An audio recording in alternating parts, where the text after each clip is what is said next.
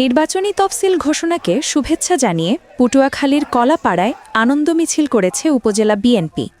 পটুয়াখালী থেকে সঞ্জয় ব্যানার্জির প্রতিবেদনে দেখুন বিস্তারিত। বৃহস্পতিবার সন্ধ্যা ৭টায় পৌর শহরের নতুন বাজার এলাকার উপজেলা বিএনপির কার্যালয় প্রাঙ্গণ থেকে মিছিলটি বের করা হয়। পরে শহরের প্রধান প্রধান সড়ক প্রদক্ষিণ শেষে একই স্থানে সংক্ষিপ্ত সমাবেশে মিলিত হয়।